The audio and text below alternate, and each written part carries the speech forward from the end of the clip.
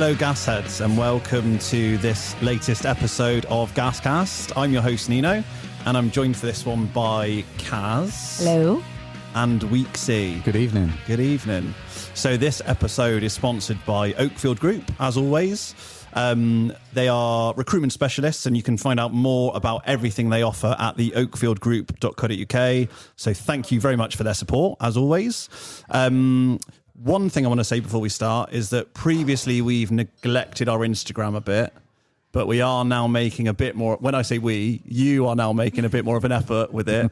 Don't out me. So if you want to go and follow it on there, then we are at GasCast Podcast on Instagram. So it'd make Kaz very happy if we had more followers on there. So please go and do that if you would like to.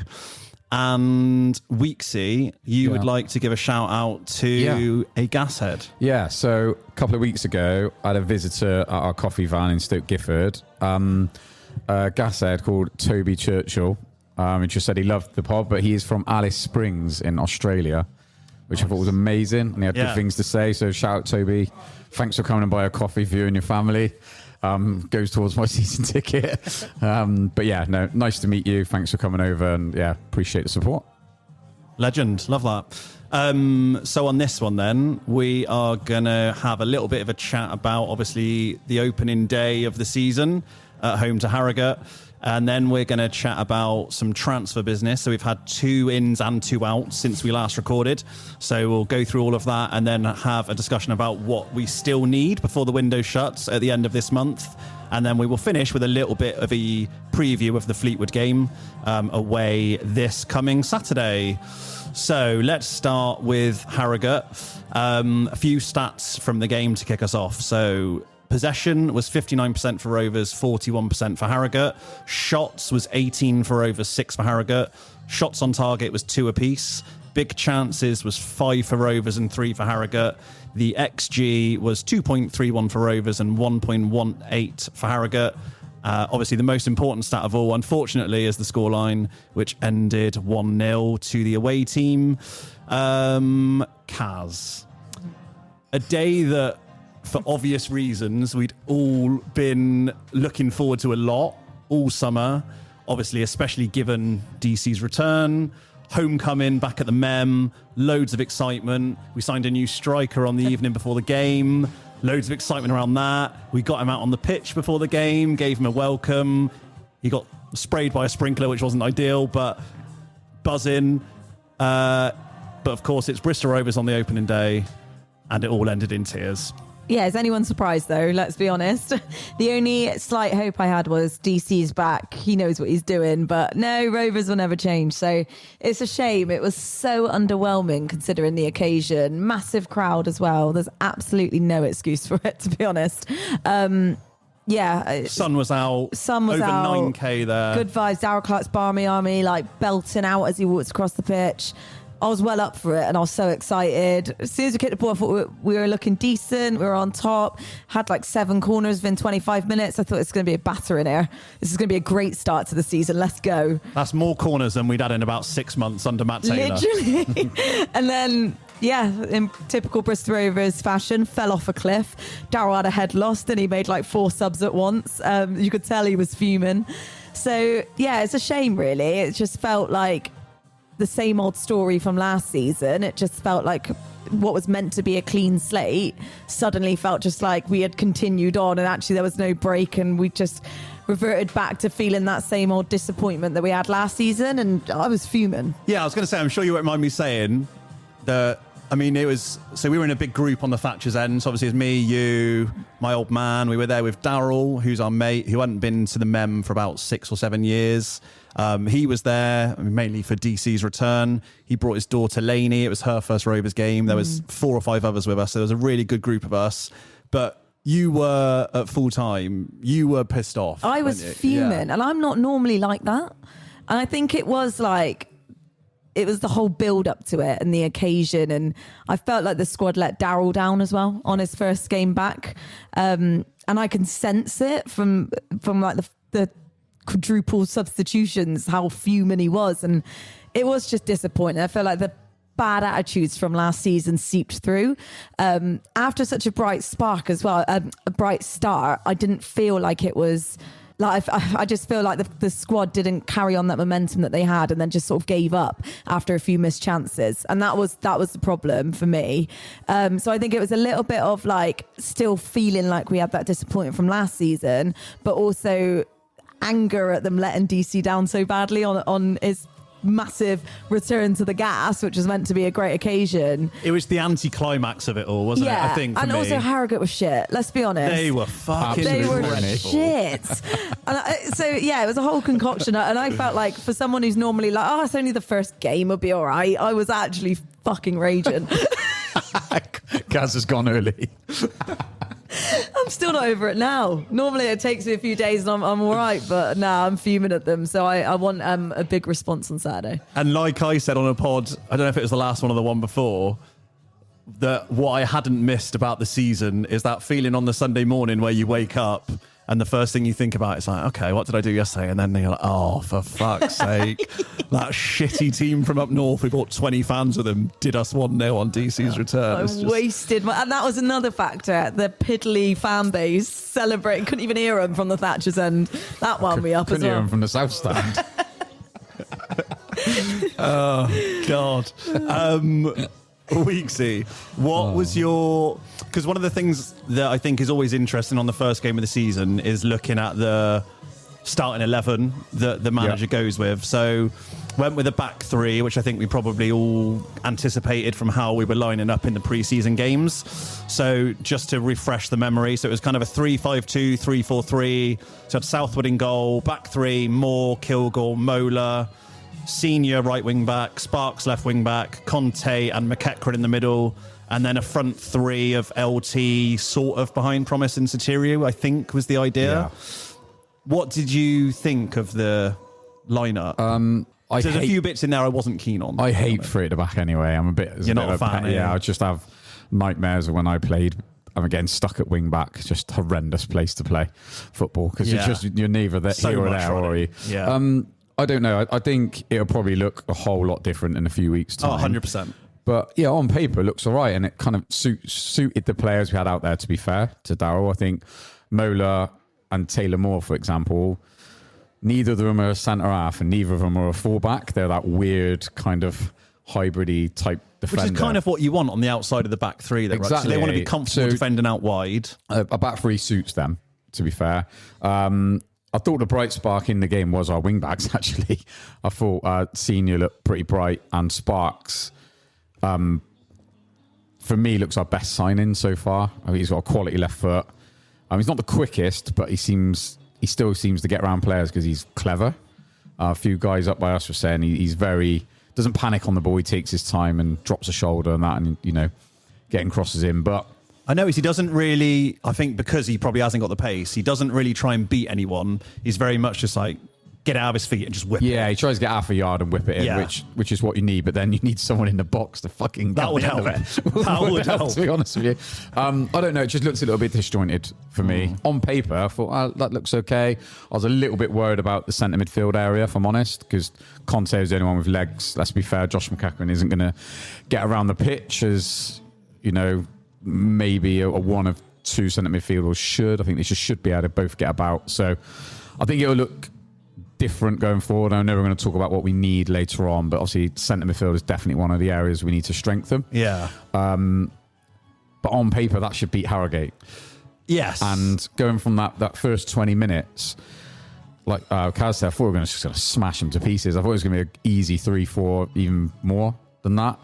But then we just seemed to kind of just drop off and just let Harrogate back in the game. And I was watching their players because we were saying, Harrogate are going to slow everything down now. And Harrogate weren't really slowing play down. They were getting on with it.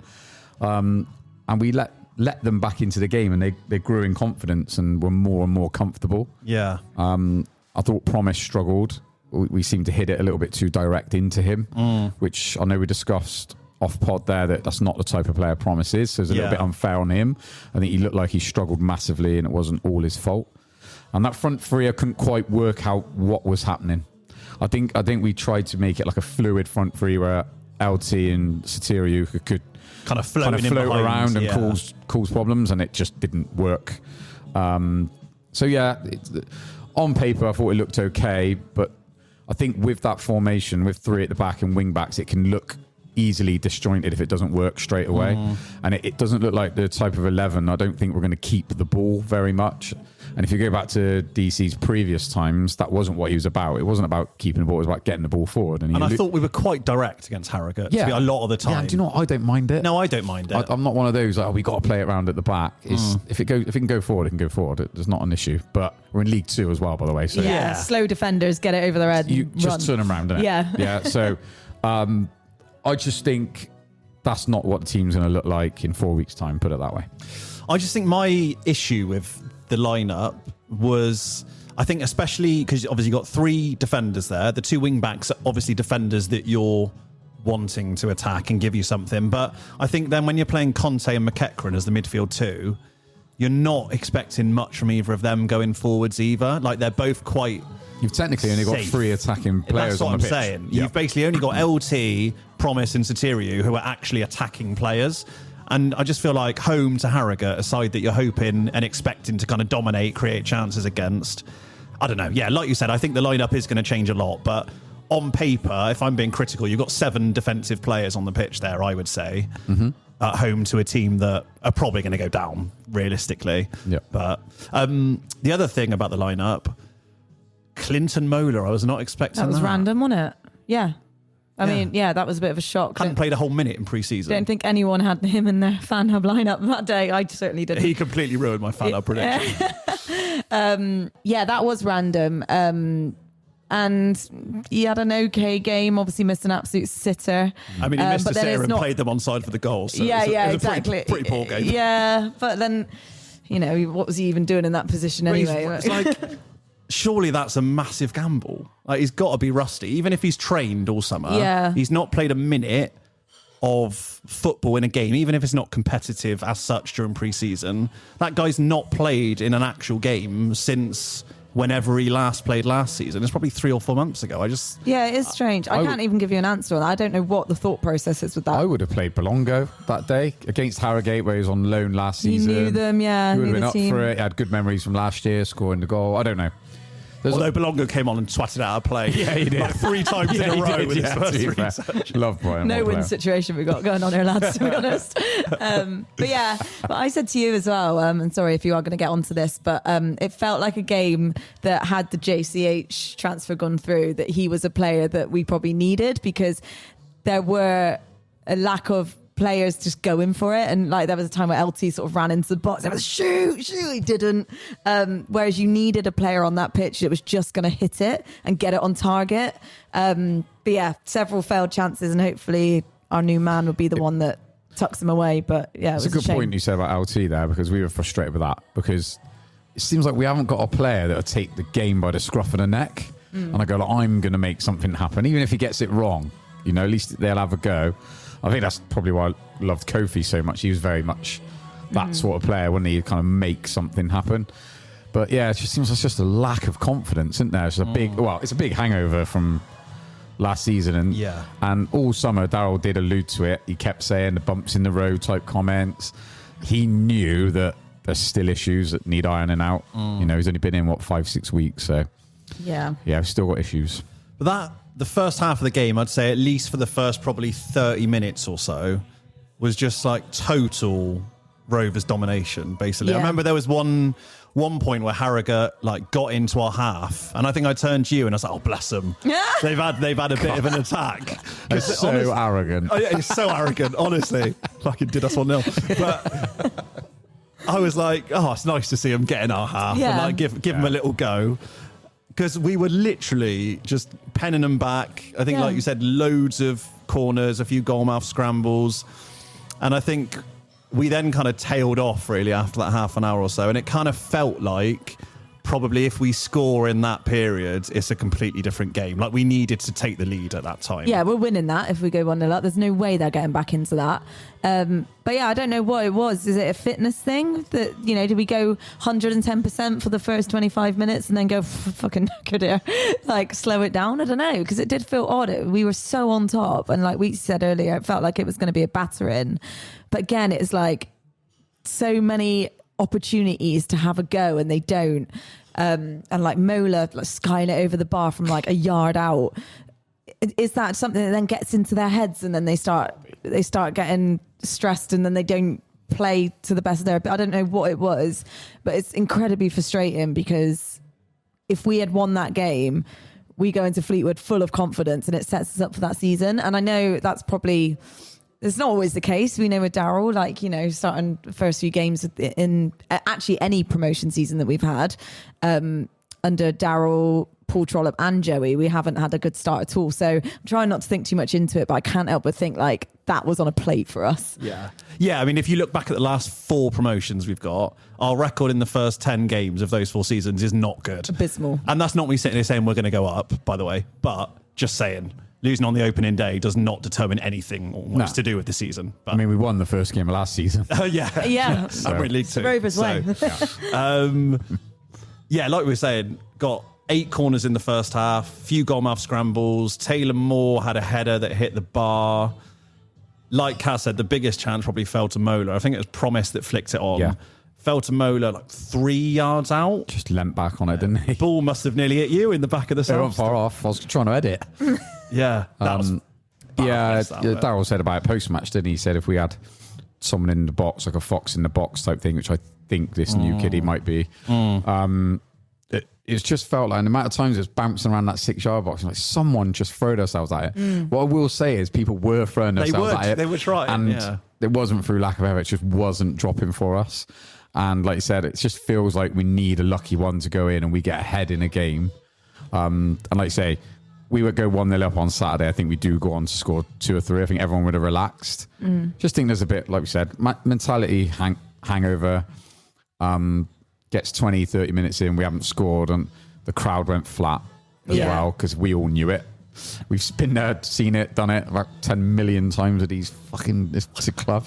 But it was kind of a collective, and we all knew what was going to happen, didn't we? And but I laugh when you said I made a comment about 20, 30 minutes in when they got it up the pitch, Harrogate. I said, it doesn't matter, they've got that. The Mason Bennett up top. I was like, he's no threat. And I know he went off injured anyway, but it just looked like they had nothing. They were never going to trouble us in a million years. But it just didn't happen. And that first 20, 30 minutes, it wasn't through lack of effort. They were throwing themselves at the ball. There were chances. We were unlucky as well in certain situations. Right. But Mola just leant back and lashed at it. His eyes lit up. I saw his eyes light up. And but is that his job to be tucking them away? No, exactly. It's not. No. So I'm not too worried. It felt to me like in that first 30 minutes, we kind of threw everything at them. Should have taken the lead. Probably expected to take the lead with the amount of pressure we had. And then when we didn't, it was like we just punched ourselves out. And we're like, oh shit, we haven't scored here. And then because we hadn't scored, Harrogate were probably like, oh, well, they're probably not going to throw any more pressure at us than they just have. Then they start to grow in confidence. And the whole momentum just felt like it kind of started to go in 2 different ways at that point. They grew into the game. I think they had the better of probably the 15 minutes or so before halftime. And it was the same after halftime. What I wanted to chat about was, I think it was just before halftime, Bennett, who Weeksy just mentioned, they put a cross in from the left. Bennett got his head to the ball. Southwood came flying out, missed it with a punch. Thankfully, Bennett's header went wide, because if that was anywhere on target, it just rolls into the empty net. But I've got a little section at the end of this general chat about the game where we go on to chat about a few individuals. But whilst we're on it, I just want to have a bit of a chat about Southwood, because obviously he was probably, as we sit here today, one of the marquee signings of the summer. As such, came with a pretty decent reputation. What did you think of his debut? Yeah, underwhelmed, if I'm honest. I felt that he was a bit flappy, not very confident, couldn't catch the ball. And then, like you said, like completely missing it on occasions as well. Got like nowhere near that. Nowhere near. Highlights are hilarious. But yeah, just if you're going to come out and clear it, you've got to actually make contact with it. And like you said, he's just left the net gaping wide open. If that's a better team in the division, like MK Dons, that's flying straight into the net. Thank God it was against Harrogate. So yeah, it's concerning. I said in pre-season as well, I thought he was quite small as well. Like I expected him to be a bit bigger with the the plaudits he's got from Bolton, but it is the first game. Obviously, it's it's a lot of pressure for someone coming in and with a big crowd for League Two, and maybe the occasion got to him a bit. We might see the actual Southwood that everyone's talking about, but not really my cup of tea right now. And he made a good one-on-one save in the second half as well, to be fair. Came out, smothered one. But yeah, I agree. I think... I remember that. Was I there? Was I in the bar? Yeah. I don't know. You might have been in the bar still, to be fair. That's where I should have been as well. Waiting for a drink. Although they run out of alcohol. But stuck in the bloody queue. Yeah. I'm obviously going to give him time. Like, all the new signings for me get 10 games or so before I start to make judgments on them. But my first impression of Southwood looks very flappy from corners, crosses, doesn't come out and claim anything, looks, like you said, small, and we're in a league where teams are going to target that. Like, there'll be League Two teams that look at that and go, brilliant. Fleetwood, just hang corners above him, get the big centre-backs jumping on top of him. So yeah, hoping to see some improvements, I think, is what I'll say. So anyway, half-time, second half, a lot more even. In terms of the stats of the second half, we just about shaded possession. They shaded the XG. We had 3 big chances each. We only had 1 shot on target in the second half, which, shooting towards the Thatchers at home, kind of expecting, a bit more than that, I would say. What do you think happened? And do you think it was anything to do with, like we've kind of touched on already, I think last season we would all agree there was quite a lot of mental fragility in the squad. Do you think that's something that we saw kind of carry into this game as well? 100%, that's what happened. The last 10, 15 minutes of the first half, where it went flat, it just carried on after half-time. It was one of those situations. I was glad when the half-time whistle went, because I thought they're going to come out different. They're going to come out, raring for it. And it just didn't get going. No. I thought the changes could have come a little earlier. I can remember going back before that. I know Darryl doesn't make a change early. He won't make a snap decision. He normally gives the 11 a chance, which I don't mind in certain situations, and I completely get. And like Caz said before, 4 changes all at once. So we all said the same, like, that is a statement. He is pissed off. It just didn't get going, did it? And Harrogate just carried on with the confidence. The goal came at a time where we didn't have... I think we had about... What time did the goal come? 63 minutes. Yeah, so we had 25, half hour with stoppage time to kind of get ourselves back in the game. But by then, that, like you said, that mental fragility was it was almost like in like deep rot, and we just couldn't get ourselves out of it. And even the crowd, I felt like... I felt like we almost kind of gave up, and we're not getting back in this. Yeah, but and I don't blame everyone, because we could all see what was happening. So I'm one of those that the players have to give the fans an excuse to get up, not the other way around. They're the professionals. They're at work. We're there to enjoy it. Well, I wouldn't mind enjoying it at some stage. Christ, you could tell I'm depressed. I've got a hangover from last season at the minute. But no, it just didn't get going. And I think that is something that will change over time. I'm really confident it will. It definitely will.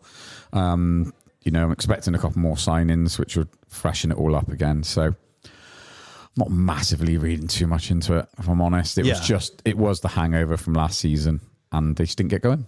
I looked at the time they took the lead, looked at the scoreboard, obviously the nice new scoreboard, and 63 minutes, and I was like, it's annoying, but it's fine. We've got loads of time to get back in this. All we need is to get a goal in the next 10, 15 minutes, crowd will be up. And then the next time I looked at the scoreboard, it was like 85 minutes and nothing. We'd not done anything. Like nothing had happened. Did it? Like, shit, we're about to lose, and we've literally not done anything. Their goal, bit annoying. Thought he was miles offside. Turns out he wasn't, because Mola was in line with you in Rose End of the South Stand, holding the offside trap. Darryl, like you said, made a quadruple sub on the 68th minute. So Ellis and Dewsbury came on up top for Promise and Satiriou. Hutch came on for LT, Howley on for McEachran. What sort of impact do you think that had? Do you think any of those guys came on and made a difference? Ellis, like you said, it was very flat when we expected like a bit of a response after going 1-0 down. And I think Ellis was the only one that was a bright spark there. I mean, Dewsbury I thought did well as well, and he gets a little bit more. We're a little bit more lenient with him, aren't we? Because he's a kid. And I think for a kid, that's a lot of pressure. So I think, considering who it was, he did really well. But yeah, Ellis, it was nice to see him winning some headers after watching Promise for 70 odd minutes. So yeah, I think Ellis, probably deserves a start on Saturday after that, and it's just such a shame that he hit the post, because if we're equalising there, I think we stand a chance of getting back into it. But again, it goes back to that mentality thing of you miss chance after chance after chance, it starts to get in your head, and I just feel like it is getting in their heads a bit. Think, what more can we do? It's just not happening today, and maybe that's all it was, just a bad day at the office. It just wasn't happening, and they were a frustrating team to sort of get past and break down. So yeah, when that happened, then that was really the last chance of the game, wasn't it? So yeah, it's a shame, but I thought Ellis did really well. That was the moment when I had to get back in the game. Ellis is 1-on-1. Nice through ball from Hutch. Clean through against Belly. I was off celebrating. Yeah, because I was right behind it, up in the south stand, and it was a great ball by Hutch, to be fair. Lovely weight, did all the hard work for him, and he has, to be fair, tried to do the right thing, just didn't quite get enough whip to get it inside that post. But it just felt like the whole day it was set up for it.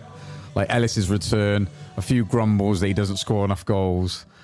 The place goes nuts if that goes in, and I'd back us to get a second. Yeah. It's a shame, but I thought Ellis did brilliant when he came on. He actually looked quite fit and quite sharp. Which he's not had a lot of a pre-season, apparently, so he shouldn't look that sharp, but he did. I think compared to who he came on for. We saw him in the shop beforehand. And he was buzzing. It was quite nice to see. We shook his hand and said welcome back, and he said he's really happy to be back. But like Caz said, I agree. I think he probably deserves a start after that. Throw him in. He caused more chaos. And Ollie Dewsbury, I thought, just run his nuts off, didn't he? Bless him, for 20 minutes. And he did some good things, actually. He's going to be a really good player, but not quite yet. I think it's really unfair to kind of rely on him. I thought he was brought on quite early.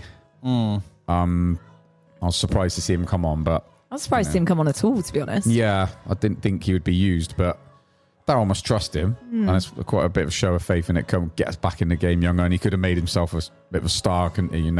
Yeah, I mean, as we said, really, after the Ellis chance, there was a bit of huffing and puffing.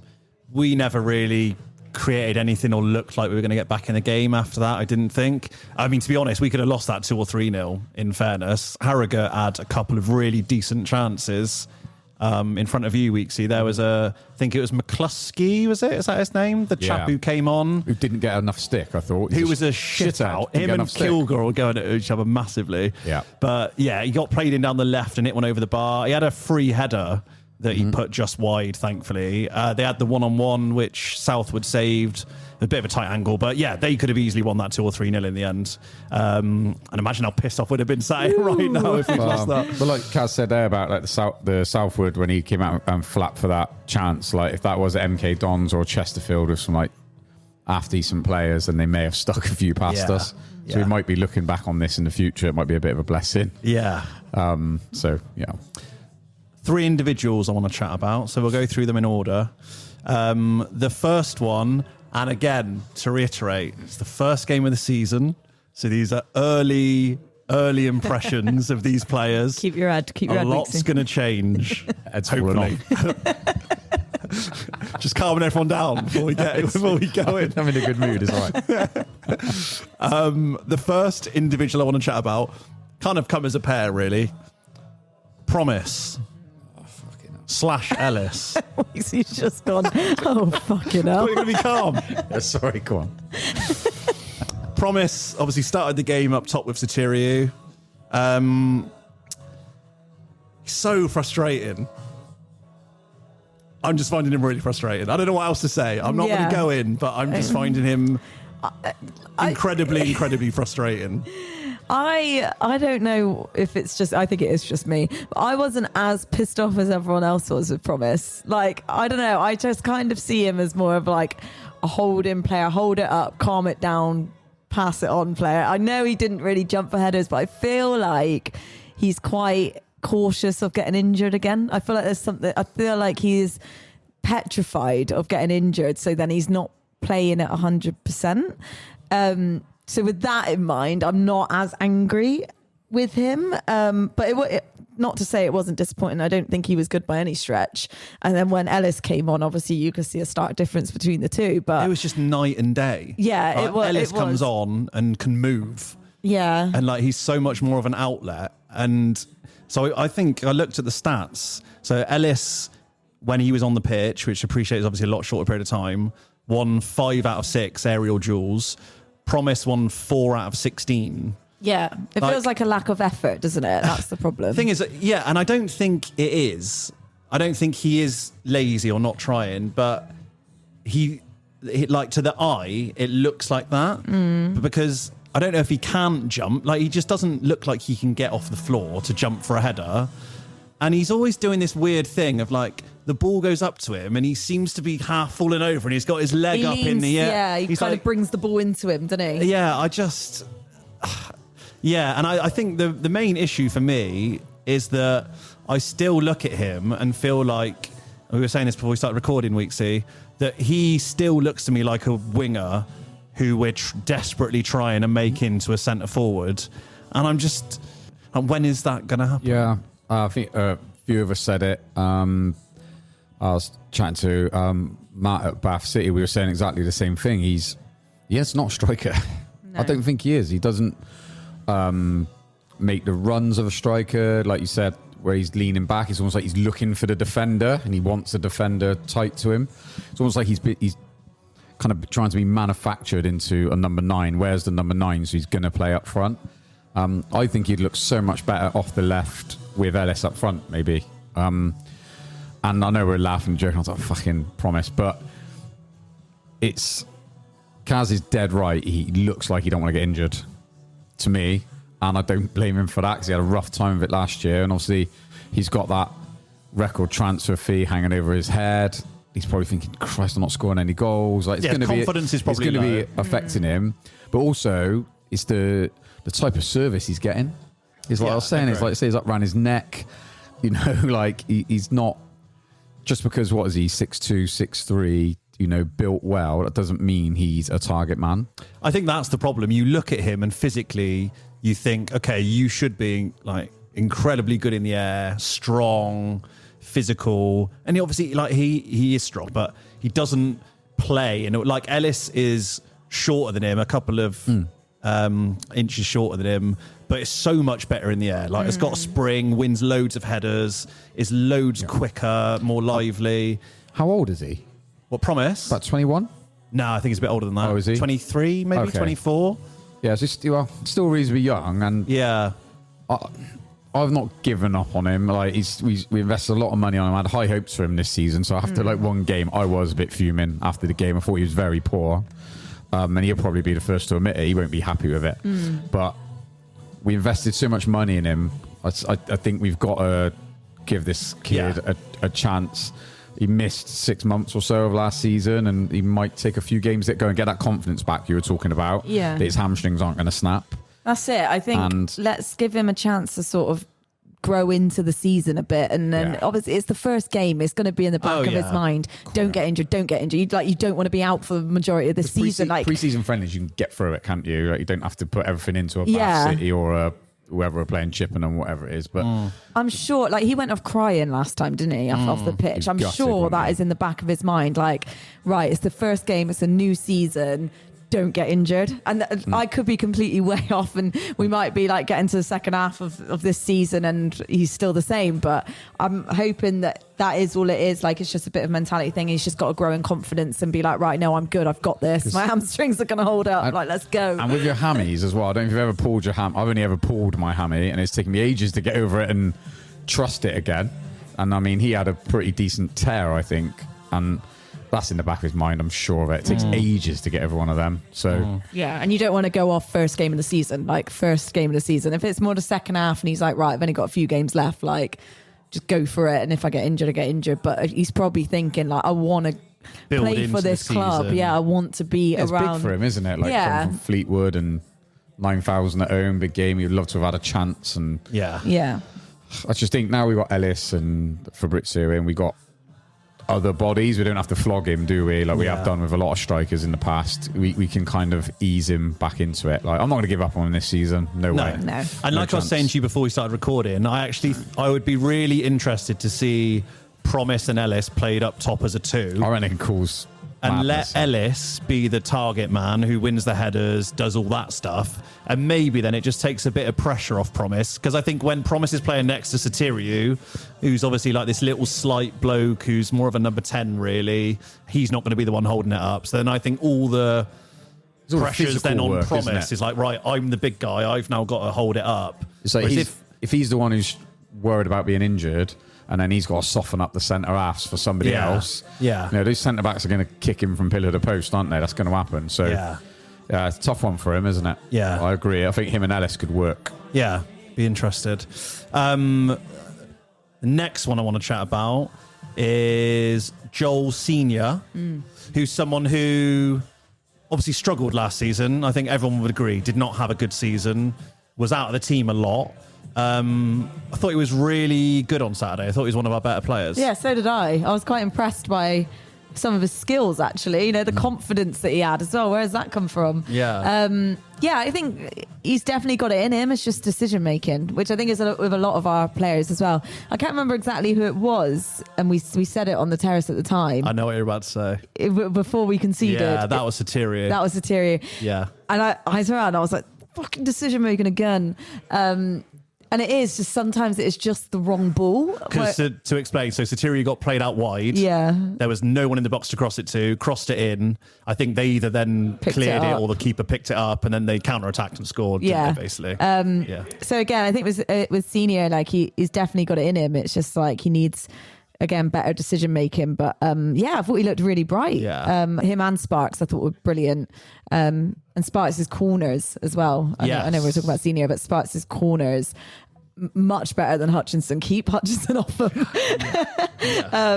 But yeah, I felt we were quite unlucky with corners, really, actually, because they Some really good deliveries. placed really well. Yeah. Yeah. But unfortunate. Senior was doing this really nice move over and over again where he would get the ball and look like he was about to like shape one down the outside and then he would just cut inside Drive and burst in. through the middle. Yeah. I really, really enjoyed that. Yeah. We'll see. Hopefully he can carry it on. Last man I want to chat about, the captain, Alfie Kilgore. What a bloke. It's just a graphic that the club used of his sunglasses, his suit. Just a little bit of me fell in love. What a boy. Yeah, he's one of our academy prospects. Is back as captain, being backed by the manager. What a feeling that must be for him, mind. I was thinking when he was walking out, I thought he must be absolutely buzzing. Yeah. And I think it is the right decision. I do agree with that captaincy decision. And we have to talk about that tackle on the halfway line. Moment of the game. What? That. I mean, Easily. that was a bigger cheer than at any time last season. So any goal that amazingly we unnecessary. Scored. It was Didn't class. need to do it. But it's like, I'm back. I'm Statement. Bristol Rovers boy. I'm going to smash on a halfway line because I can. Have a bit of this. And he did. And it kind of like set it. And I thought the whole game, I thought he looked really good. Pre-season, I thought he looked good. He's a different specimen. He's about half a stone heavier in a good way. He looks like he's Absolutely stacked. Yeah, it looks like he's protected himself from the injuries that he's had. He's had the time, hasn't he, to go to the gym, obviously, by the looks of it. But I don't know, it just seems like the right fit. He looks a different player from the one that went to Mansfield. Yeah. For me, and I think he's going to be an asset. And I reckon he could be captain for quite a long time. Because I think he's good at football too. It's just smashing people on the halfway line. He's not just a head it and kick it centre half for me. He can do a bit of everything. Got a bit of pace about him.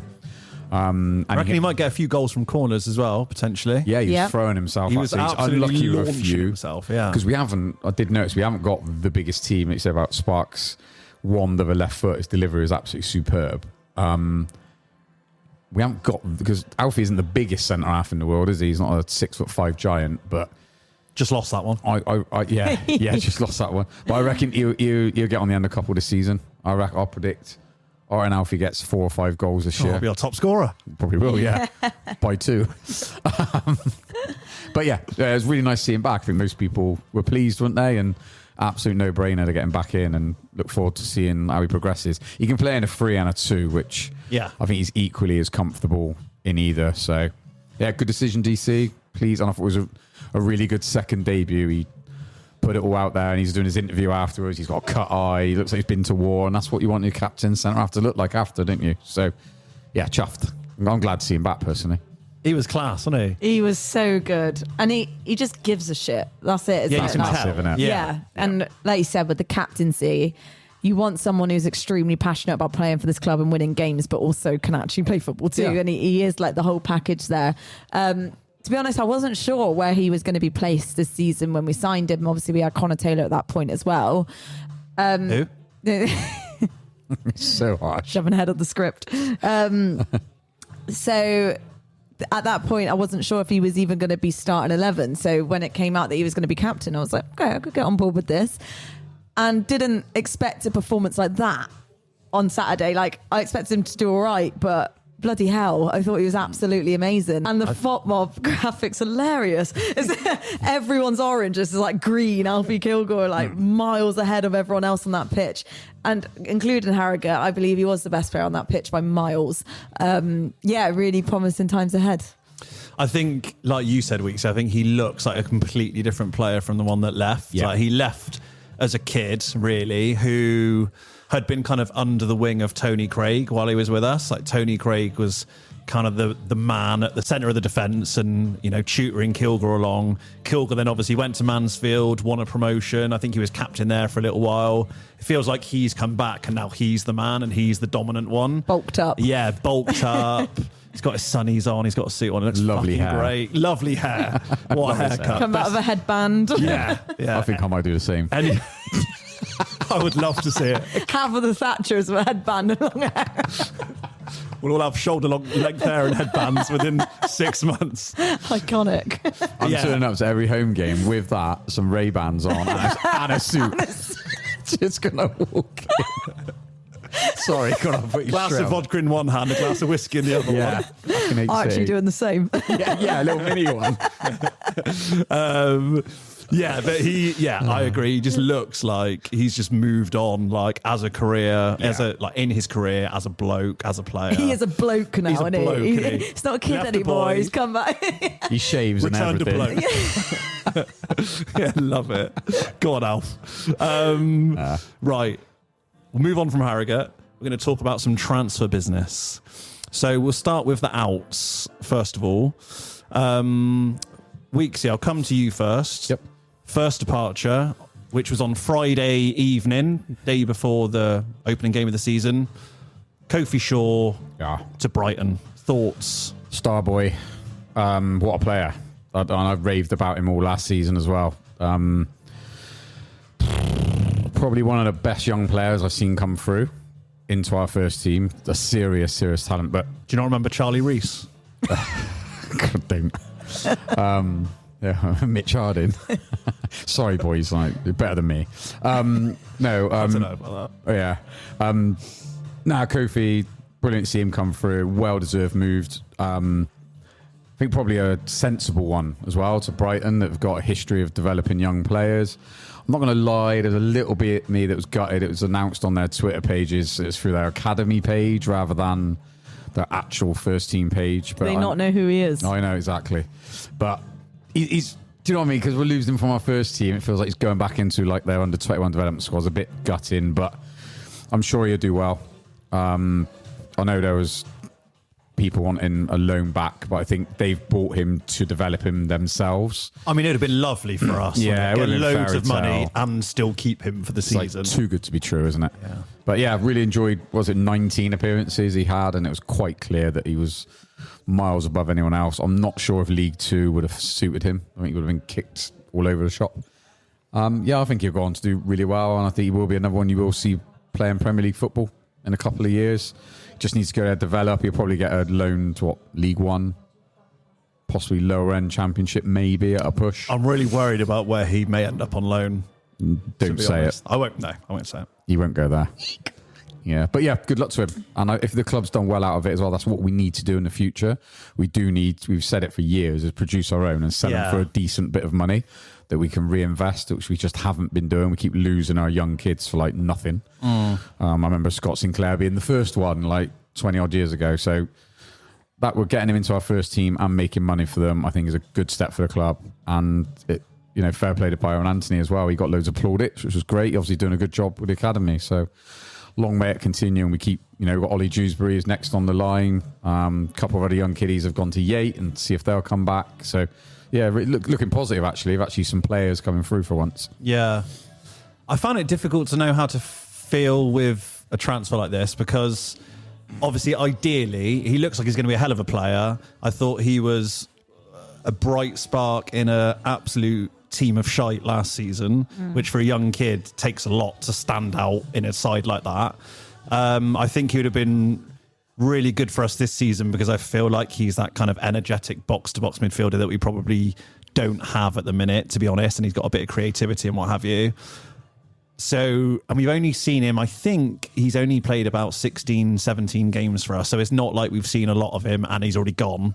But at the same time, as unfortunately, given where we are in the kind of food chain of football and what have you, and we're losing millions every season, this is exactly what we need to be doing, is bringing kids through the academy who you've spent no transfer fee bringing them in, and then you're selling them for, I don't think we know what the fee is, do we? But it's probably close to $1 million, you would hope. Close to $1 million, then add-ons going to take it over, I think. Yeah, there's going to be add-ons. So one part of me is gutted that we're not going to get to see him anymore, but the other part of me is like, yeah, it's exactly what we need to be doing. Yeah, it's a smart move really from the club. Like you said, we can't turn that down in the position that we're in at the minute. I think it's just selfishly we wanted to see more of him as one of our own, and I would have liked to have seen him in League Two, to be honest. I know you said, Weeksy, probably didn't stand a chance when you've got like the strong, bulky defenders, and he's still like a little bit weak in that respect, but it would have been interesting to see how he got on, creativity-wise. Don't get me wrong, I think he would have been all right.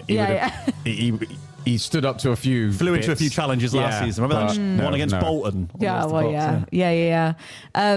So it would have been nice for us to sort of see how he got on and what he could have contributed to League Two for us, because we are screaming for that bit of creativity in midfield, and that's what he can bring.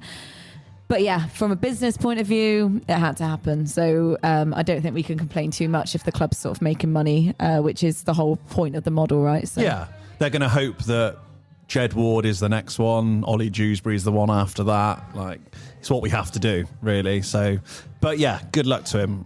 I think he's going to go on and be a very, very good player. And then we could be really proud. Yeah. And we're watching him Kofi play for England one day. Yeah, exactly. The other departure I want to chat about happened earlier on today. So it's one of the only ones that's actually good timing for the pod, because he left about, 4 hours ago or so. We all knew it was coming when he was obviously left out the starting lineup against Harrogate. Obviously, Connor Taylor has gone to Wickham. What do we think about that one? Bit of a weird one, because on this pod quite a few times, quite public in saying I think he should have been our captain. He would have been my shout for captain if he was still in the squad. And I did rate him. I thought he was a really good player.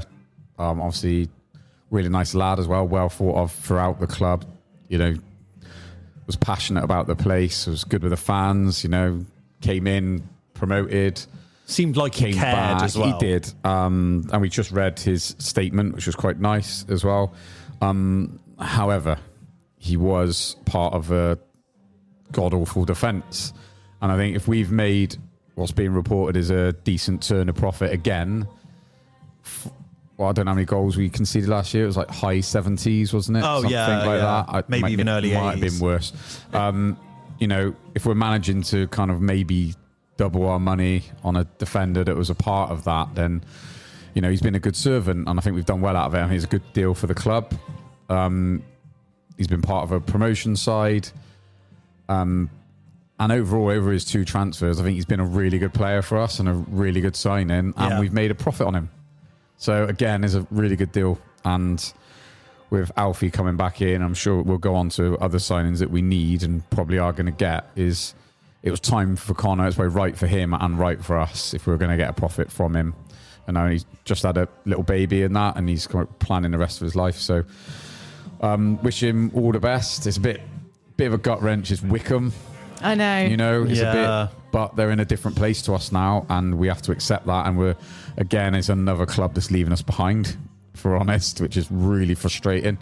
But yeah, wish him the best. I think it's a good deal for him, good deal for the club. And he's back being a League One player. He's not going to turn it down, is he? So I know you despise Wickham, but apart from that, what are your thoughts on Connor Taylor leaving? Yeah, I'm all right about it, to be honest. I wish him all the best. I think before Saturday, I probably would have been more gutted, but now seeing how Alfie's just grasps the captaincy with both hands, you know, I'm quite happy to have him sort of leading that back line and leading the team as a whole. As long as we get 2 more centre-backs in before the transfer window closes, I don't think it's going to be too much of a loss. I think he's replaceable. It's nice that it's done early August as well and hasn't dragged on and on and on. Yeah, So I would have liked him to put his request in a bit sooner. Like, don't get me wrong. Like, it still is a bit late for me for someone to put a transfer request in. What was it? A couple of days before? Was it on the day of? When did he do it? Day before, maybe. Day before. Well, yeah, I agree. What I reckon maybe has happened is that there's probably been interest in him for a little while.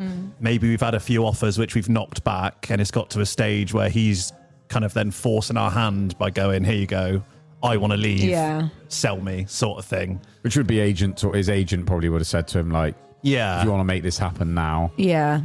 I don't know. That's my theory anyway. It never looks great though, does it? No, it just sour taste sometimes. Yeah, and then just to be left out of the squad completely on Saturday, kind of like knew it was coming. We all knew then, didn't we? So yeah, I liked him as a player. I liked his passion. Again, like.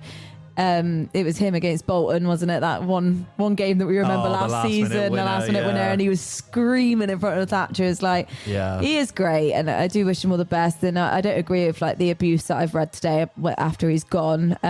It's his personal decision, you know.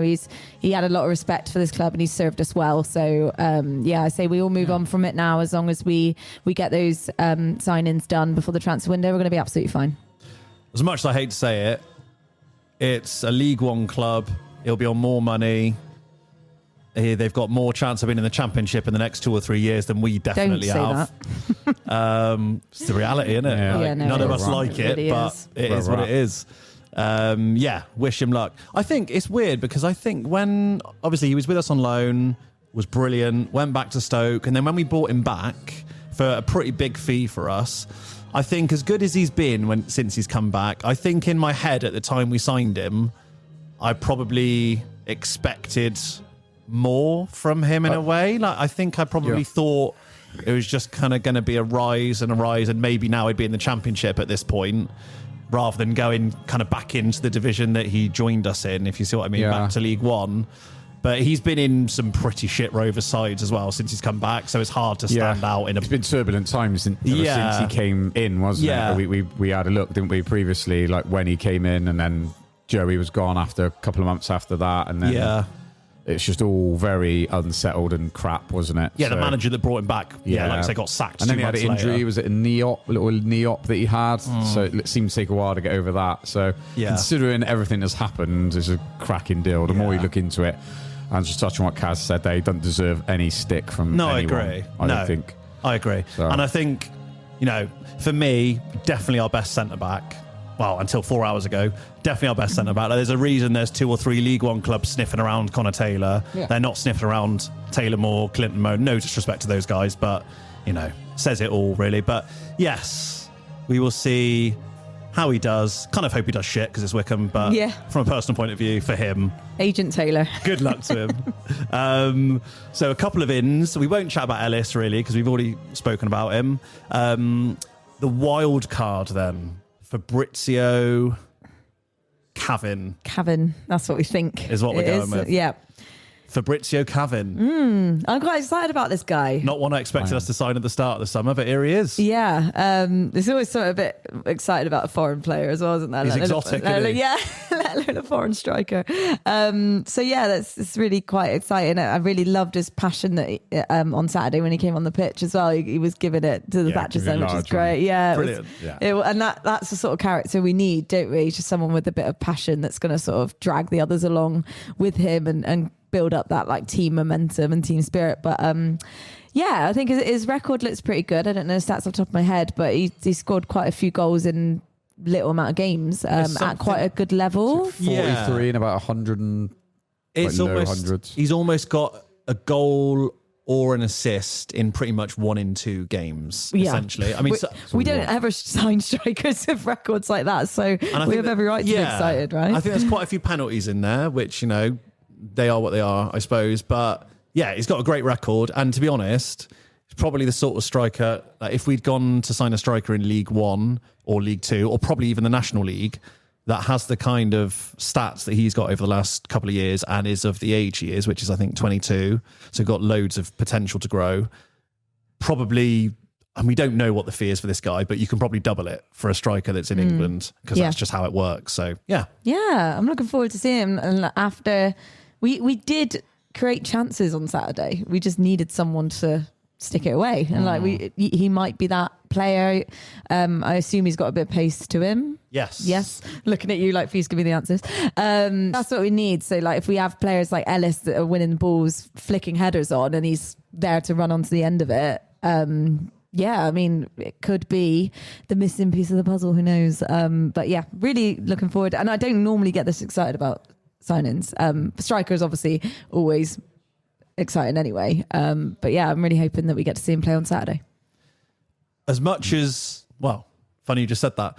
As much as we would love to see him chucked in straight away, do you think he's going to be one that we're going to have to be a little bit patient with in a way, with moving country, new league to adapt to, etc.? Or can you see him being thrown straight in? Chuck him in. Kaz says, fuck it, chuck him straight in. Can't piss about, can we?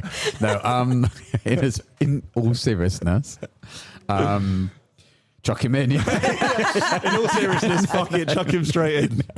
No, I think... what do I think? I don't know what I think. Thanks is the for that. honest Good answer. chat. Or I'll get off the fence in it. No, it will be a case maybe a few weeks, and I think you'll probably find him in the team pretty quickly. Again, we don't know how much we've invested in him, but we have paid a fee, which would suggest that we've made a good effort to go and get him. I listened back to Ricky Martin's interview on BBC Bristol, and he's explaining kind of like the hurdles they had to jump to get him in, and it sounded like quite complicated deal because for work permits and things like that. Yeah. So it's good effort from the club, and I quite like the fact that we've taken a bit of a gamble. Yeah. And his stats, like you say, like I'm not overly concerned with what league he's playing in. He's in a professional league, and the old adage is the goal doesn't move, and he can find the goal.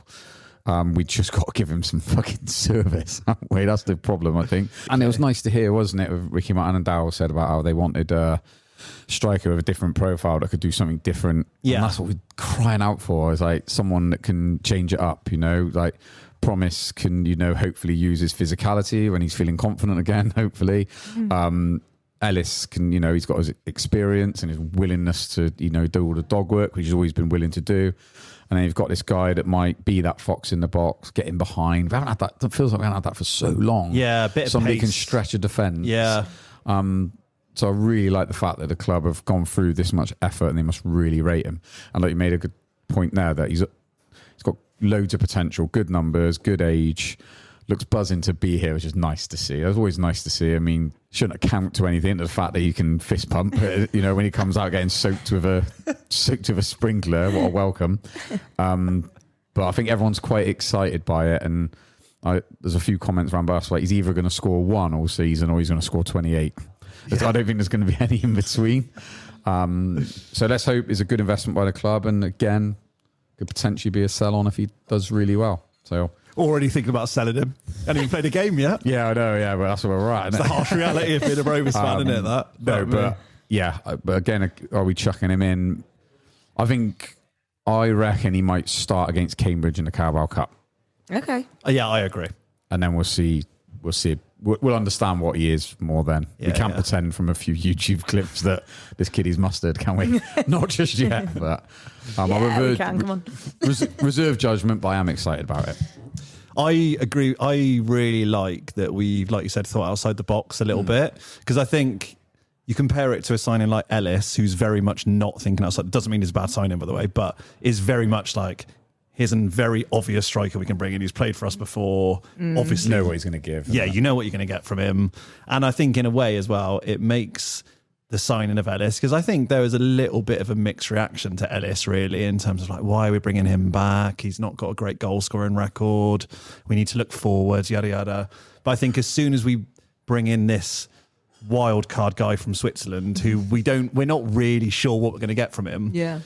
But when you bring him in with someone like Ellis, so you know exactly what you're going to get from him, you've almost got that kind of balancing act, I think. And I think it made signing Cavegn, I think, makes the signing of Ellis make even more sense in a way.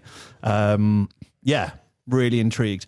What do you think we still need in this window before it shuts? Because Max, and I will post this graphic maybe tomorrow or the next day, but those saucy graphics that Max does of the squad where they're all lined up in their little sections. So much sauce. So much sauce. Wow, less sauce now. Connor Taylor and Kofi is not any there. sauce. It's looking very dry.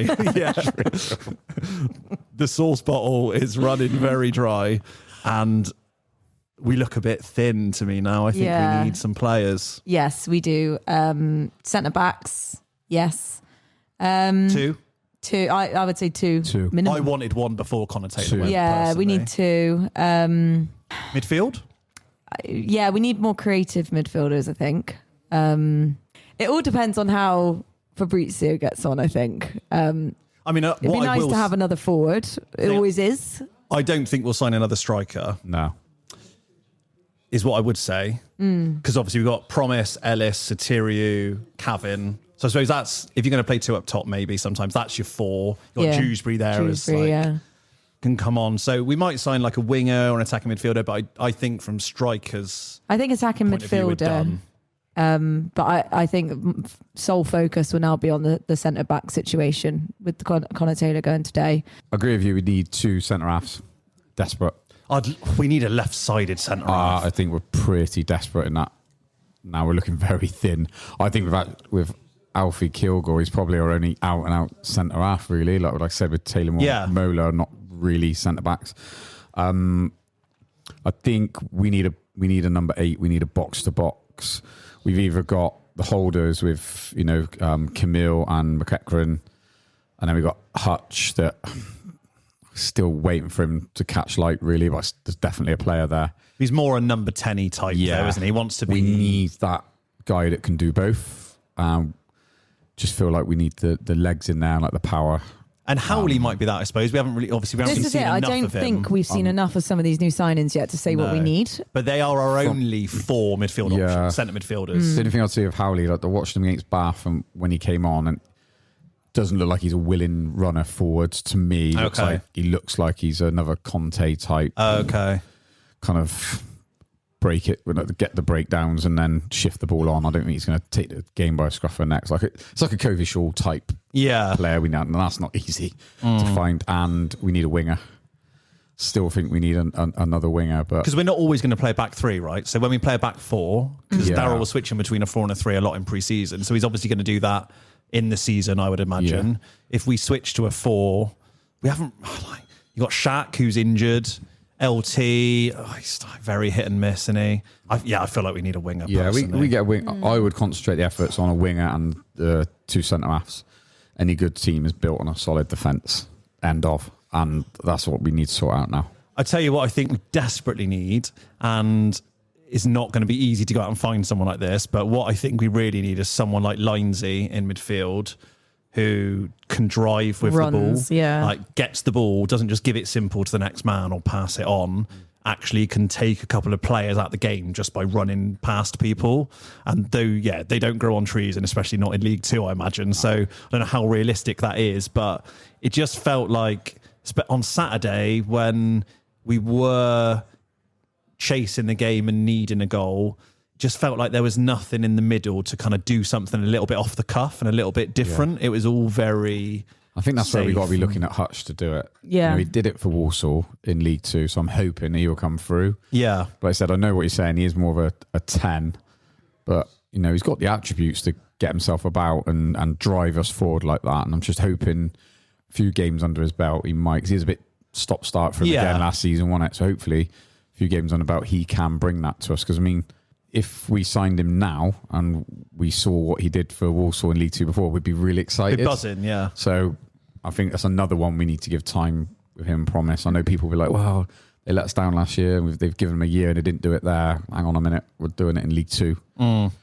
So in theory, they should find it a little bit easier to get going. But yeah, like you said, it's going to be tough to find at this time in the window as well. Kind of the majority of the players have made their moves. So yeah, I feel like it's played quite safe, isn't it, between Conte and McKechnie, and like squaring the ball, sort of not taking that opportunity to run forward and play those balls. And if you've got someone like Fabrizio who can latch onto a through ball, like what Hutch played to Ellis, like we need more of that, you know, charge through and play the ball and hope that the pace up front will latch onto it and score. So when I said like creative midfielder, I was sort of thinking along those lines as well. It's just building that creativity from midfield, not just relying on your wingers to do it. And the wing backs, exactly. Yeah. But yeah, like you said, good luck.